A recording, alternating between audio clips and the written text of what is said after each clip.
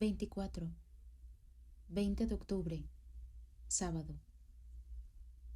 Se alegraba de volver a estar en casa, pero sin su mujer y su hija, el lugar le resultaba solitario. ¿Cuánto hacía que no estaba en casa? Intentó contar con los dedos. Había pasado una mañana en Kamakura.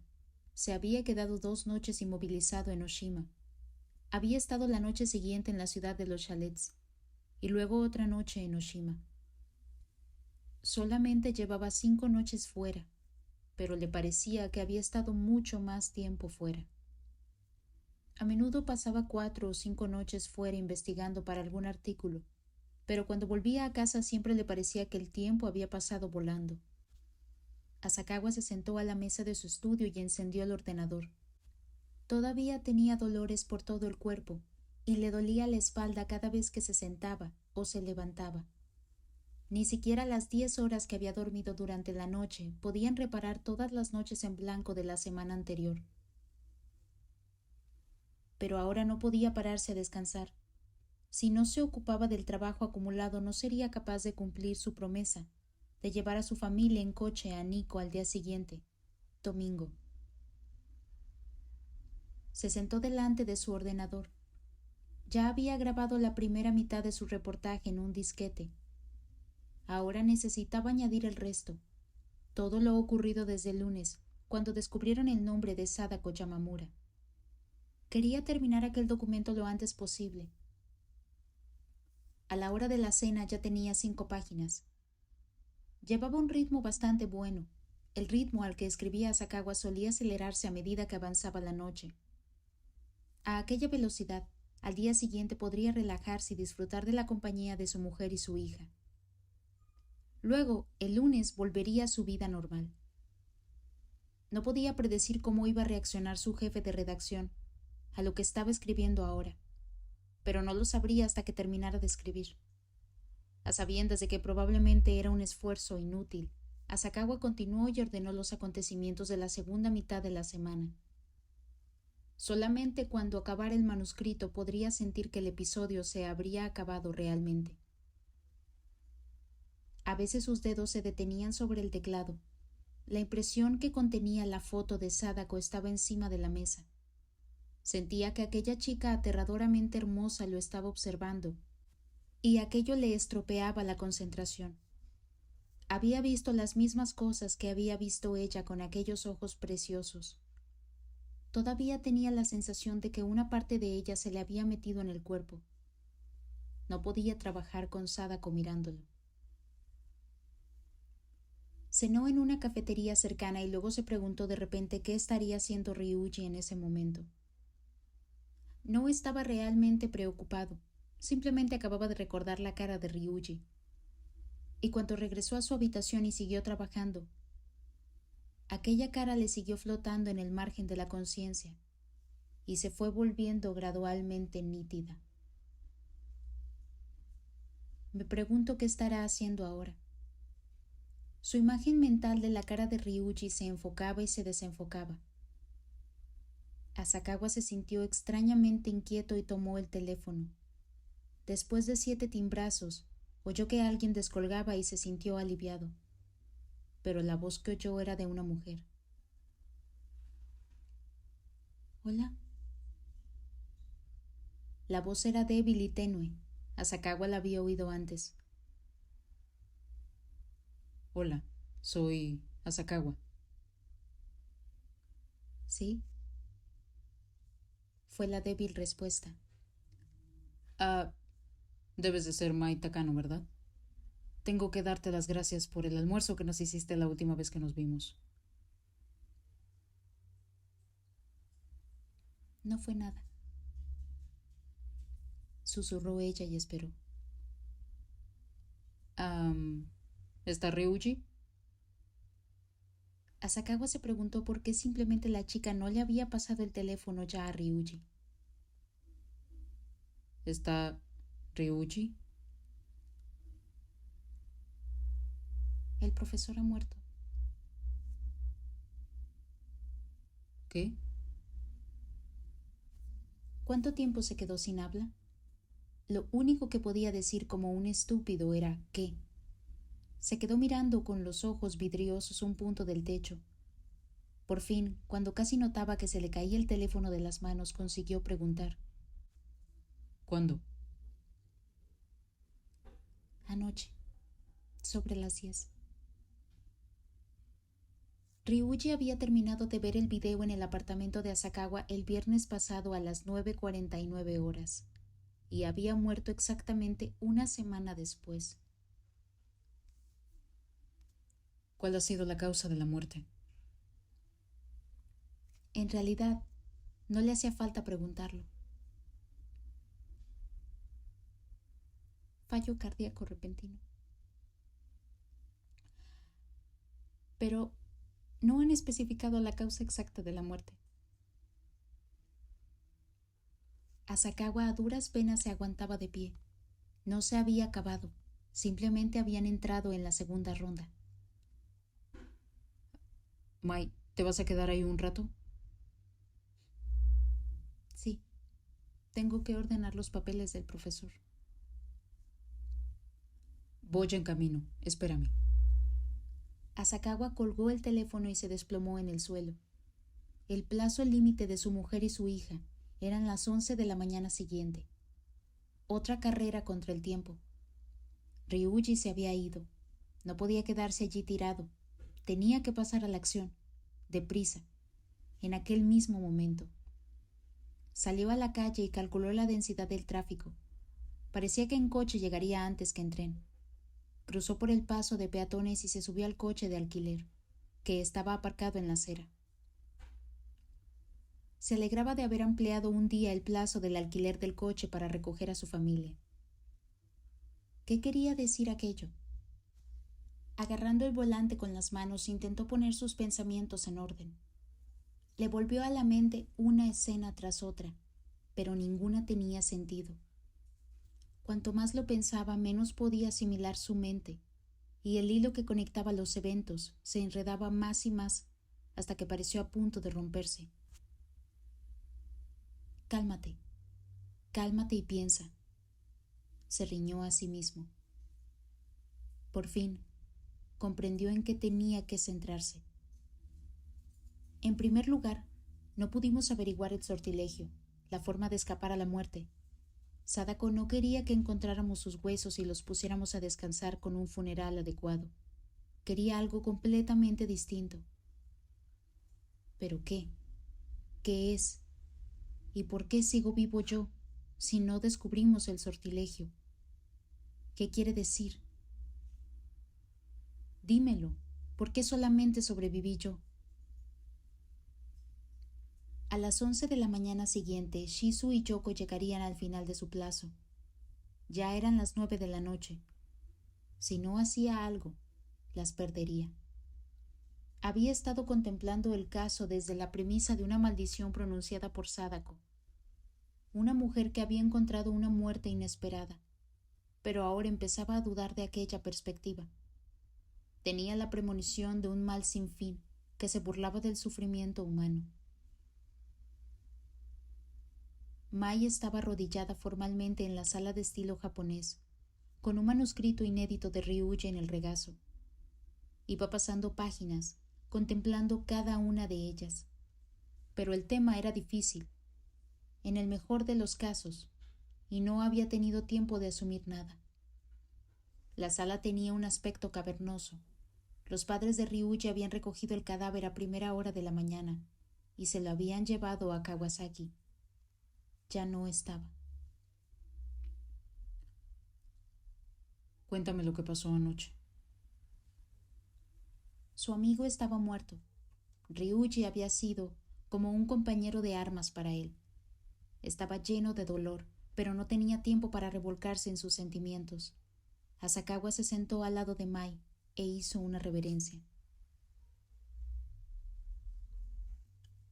Fue anoche. Pasadas las 9:30, el profesor me llamó. Ella le contó todos los detalles. El grito que le había llegado desde el otro lado de la línea y el silencio que había venido después. Luego había ido a toda prisa al apartamento de Ryuji y se lo había encontrado apoyado en la cama con las piernas extendidas. Mai fijó la mirada en el punto donde había estado el cadáver de Ryuji y se le llenaron los ojos de lágrimas mientras describía la escena. Llamé una y otra vez al profesor, pero no me contestaba. Asakawa no le dio tiempo para llorar. ¿Había algo distinto en la sala? No. Ella negó con la cabeza. Solamente que el teléfono estaba descolgado y haciendo un ruido espantoso. En el momento de su muerte, Ryuji había llamado a Mai. ¿Por qué? Asakawa insistió en la cuestión.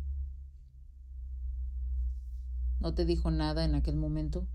¿No hubo últimas palabras? ¿Nada sobre una cinta de video, por ejemplo? ¿Una cinta de video? La expresión de Mai mostraba que no podía haber ninguna conexión posible entre la muerte del profesor y una cinta de video. Asakawa no tenía forma de saber si Ryuji había descubierto al final la verdadera naturaleza del sortilegio. ¿Pero por qué llamó a Mai? Debió de hacerlo cuando ya sabía que estaba a punto de morir. ¿Fue solamente porque quería oír la voz de un ser querido? No es posible que hubiera descifrado el sortilegio y necesitara ayuda de ella para ponerlo en práctica. ¿No sería por eso que la llamó? En ese caso, será porque hace falta otra persona para que el sortilegio funcione. Asakawa se dispuso a marcharse. Mai lo acompañó a la puerta. Mai, ¿te vas a quedar aquí esta noche? Sí. Tengo que ocuparme del manuscrito. Bueno, siento haberte molestado cuando estás tan ocupada. Asakawa quería marcharse. Sí. Señora Asakawa, me temo que tiene usted una idea equivocada sobre el profesor y sobre mí. ¿Qué quieres decir? ¿Usted cree que estábamos teniendo una relación como hombre y mujer? No, bueno, quiero decir... Mai podía distinguir a un hombre que pensaba que eran amantes, por la forma en que los miraba, y Asakawa los miraba así. Aquello preocupaba a Mai. Cuando lo conocí, el profesor lo presentó a usted como su mejor amigo. Aquello me sorprendió. Nunca había oído hablar al profesor así de nadie. Creo que usted era muy especial para él, así que me gustaría que usted le entendiera un poco mejor, ya que fue su mejor amigo. El profesor, por lo que yo sé, nunca estuvo con una mujer. Mai bajó la vista. ¿Quiere decir que murió virgen? Asakawa no tenía nada que decir de aquello. Se quedó callado. El Ryuji que Mai recordaba no se parecía en nada al que él había conocido. ¿Estaban hablando del mismo hombre? Pero no sabes lo que hizo en la escuela secundaria. Fue lo que Asakawa quiso decir, pero no dijo. No deseaba sacar a relucir los crímenes de un muerto, y no le apetecía destruir la preciada imagen que Mai tenía de Ryuji. Y había más. De pronto lo acometieron nuevas dudas. Asakawa creía en la intuición femenina. Mai parecía tener una gran intimidad con Ryuji. Y si ella decía que era virgen, él tenía que considerar aquella una teoría creíble. En otras palabras, tal vez aquello de que había violado a una universitaria de su vecindario No había sido más que ficción. Cuando estaba conmigo, el profesor era como un niño. Me lo contaba todo. No me ocultaba nada. Sé casi todo lo que hay que saber sobre su juventud, sobre su dolor. ¿De veras?